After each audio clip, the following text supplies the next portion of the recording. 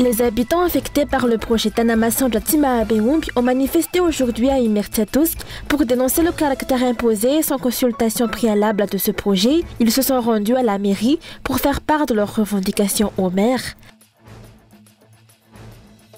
La situation se complique autour du projet Bastouliar après que 9 véhicules de l'entreprise aient été bloqués par les Anadjaks d'Andaboui ce matin. Ils avaient déjà défendu le personnel de la société Bastouliar de fouler leurs terres.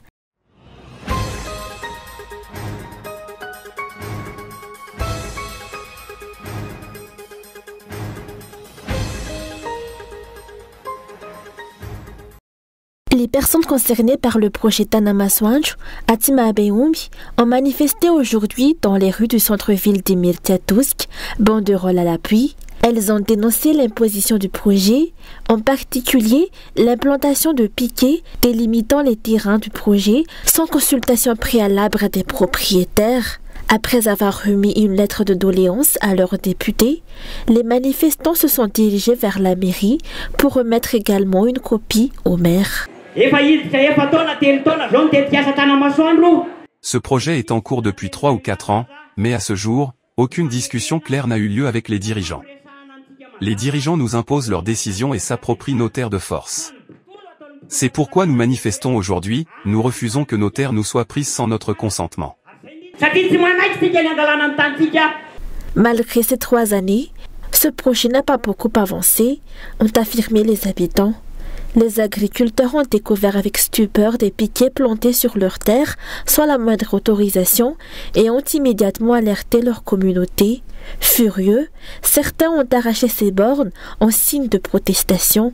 Ces opérations de délimitation menées sans consultation préalable ont non seulement impacté les terres cultivables, mais aussi des terrains d'habitation. Face aux problèmes rencontrés par les habitants d'Immertiatousk en raison du projet Tanamason, le maire a interpellé les dirigeants.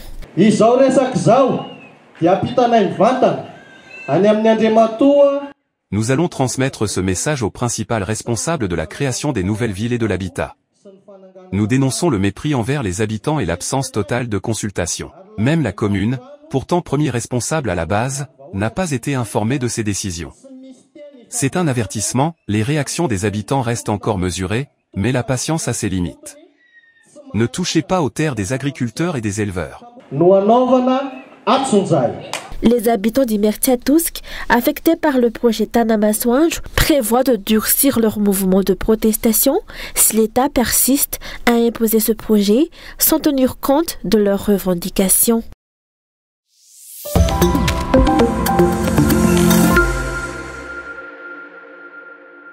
La situation se tend autour du projet Bastouliar. Ce matin, 9 véhicules de la société Bastouliar ont été bloqués par les villageois d'Andaboui alors qu'ils se rendaient pour une visite dans la localité. Ce personnel de la Bastouliar a voulu distribuer discrètement du riz dans la localité pour gagner leur faveur alors qu'ils avaient été défendus par les habitants, surtout les Anadjaks, de fouler leurs terres. Ces derniers les ont remarqués, ce qui a amené à ce blocage. Vous ne partirez pas d'ici, car vous êtes des trompeurs. Nous ne voulons pas de la société Bastouliar chez nous à Andaboui. Nous, les 1000 hommes de Zanadjik, refusons catégoriquement que cette base s'installe ici. À Andaboui, nous subsistons par nos propres moyens et n'acceptons ni les travaux de Bastouliar, ni ceux venant de l'État.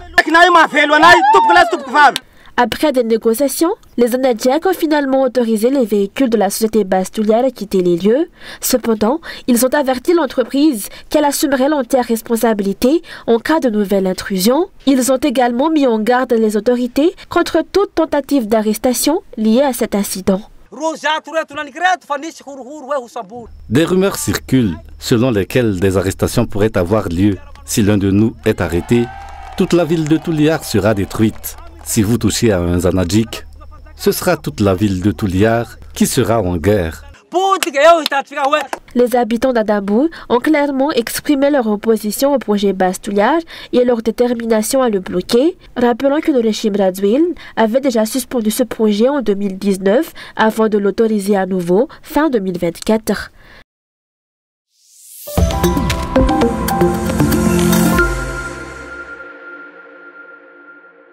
un important investisseur étranger a acquis l'ensemble de la ville d'Apasdav à Nouz-Béelville, soit une superficie de 18 hectares abritant plus de 200 habitants. Depuis de nombreuses années, les habitants s'efforcent de faire retirer la classification de leur ville en tant que réserve foncière touristique ou RFT. Cependant, leurs démarches sont restées sans suite et le certificat juridique de ces terres a été attribué à cet investisseur étranger depuis 2017. Les habitants craignent de se faire exproprier et appellent les autorités à intervenir. Nous vous demandons de retirer nos terres de la classification RFT, car nous sommes en grande détresse. Nos rizières en font partie, et sans elles, comment survivrons-nous? Que va-t-on devenir? Nous avons besoin d'une solution, et nous demandons aux autorités d'agir. Outre les habitants, les acteurs du tourisme à Apasdav sont également très préoccupés par cette situation. Des cas comme celui-ci risquent de décourager les investisseurs et d'entraver le développement économique local, alors que le tourisme est un secteur créateur d'emplois pour les jeunes. Pour les habitants, cette situation est une atteinte à leurs droits fondamentaux. Ils s'interrogent sur les raisons pour lesquelles les autorités ne soutiennent pas davantage les initiatives locales et les entreprises malgaches au lieu de privilégier les investisseurs étrangers. Réserve foncière marine. Certes, il s'agit d'une réserve foncière, mais ce n'est pas un hôtel 5 étoiles qui va améliorer nos conditions de vie. Ce grand hôtel ne générera aucun bénéfice pour nous localement. S'il s'agissait d'un petit hôtel, cela aurait pu être différent. Nous avons entendu parler de situations similaires à Nouzmitsu, mais en tant que descendants de ces terres, nous n'acceptons pas cette situation. Les habitants ont également dénoncé l'hypocrisie des discours présidentiels sur le patriotisme. Selon eux, si la patrie était vraiment sacrée, comme le dit Andradwil, les terres ne seraient pas cédées à des étrangers, mais bien restituées aux Malgaches. Face à l'insécurité foncière croissante, de nombreux citoyens craignent pour l'avenir.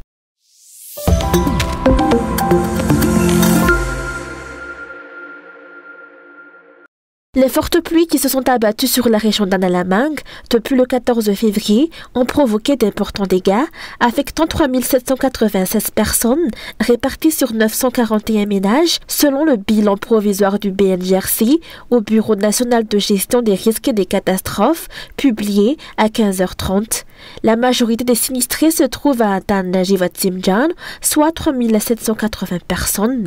Actuellement, 2776 personnes ont été déplacées, répartis sur 5 sites d'hébergement dans le district d'Atanajivatsimjan et 21 autres sont logés chez leur famille. Le bilan fait état de 741 cases inondées, 5 cases endommagées et 5 cases complètement détruites.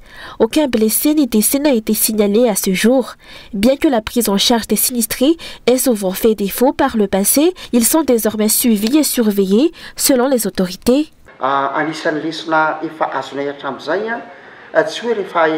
L'une des leçons que nous avons tirées est que le sauvetage ne se limite pas à déplacer les personnes des zones à risque. Il est également essentiel de recueillir toutes leurs informations, de les nourrir, de leur fournir un refuge et de les faire voir un médecin. Toutes ces démarches ont été prises en charge. Selon les prévisions météorologiques, les fortes pluies devraient se poursuivre sur l'ensemble du territoire national au cours des 3 prochains jours. Une intensification des précipitations est attendue dans les régions d'Analamang, Atimatsnan ainsi qu'à Vatvavi. En conséquence, l'alerte rouge reste en vigueur en raison des risques d'inondation liés aux importants cumuls de pluie. Les fortes précipitations annoncées pourraient perturber les activités quotidiennes, entraîner des crues, des inondations dans les zones basses et provoquer des glissements de terrain. En raison de ces risques, les cours ont été suspendus aujourd'hui et demain, lundi 17 et mardi 18 février, au niveau de la Siskoatan-Najiv. La reprise des cours, prévue pour mercredi 19 février, sera confirmée en fonction de l'évolution de la situation météorologique.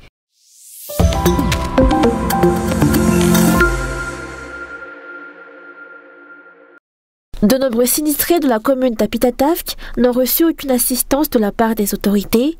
Certains ont même été refoulés des centres d'accueil, les contraignant à passer la nuit dans la rue. C'est le cas de cette mère de famille qui, affaiblie par des problèmes de santé dus aux inondations, n'a pas pu subvenir aux besoins de ses enfants. Leur maison étant submergée et l'accès au centre d'accueil leur ayant été refusé, ils ont été contraints de dormir dehors. Hier, nous nous sommes rendus à Mathèse-Tôle pour nous inscrire en tant que sinistrés, mais nous n'avons pas été reçus. Alors, nous sommes repartis. Depuis hier, nous n'avons rien mangé. Nos pieds nous font souffrir, notre maison est envahie par l'eau et la boue, et nous avons dû dormir dans la rue. J'ai mal aux pieds, je ne peux même plus aller chercher de quoi manger. Dans le Fuktan d'Avaratetezan, commune d'Apitatavk, les inondations sont toujours importantes. De nombreuses maisons ont été endommagées et les routes sont impraticables. Jusqu'à présent, les autorités n'ont pas effectué de visite sur place. Depuis samedi, nous vivons cette situation, mais aucune autorité n'est encore venue sur place. Nous demandons à être pris en considération. La rue est boueuse, certaines maisons s'effondrent. Notre plus grand problème, c'est la nourriture. Nous sommes tous en grande détresse face à cette crue. Selon le dernier bilan de ce matin, 393 familles sinistrées du Fuktan d'Avaratetezan, commune d'Apitatavk, ont été recensées dans les 2 centres d'accueil mis en place par la commune.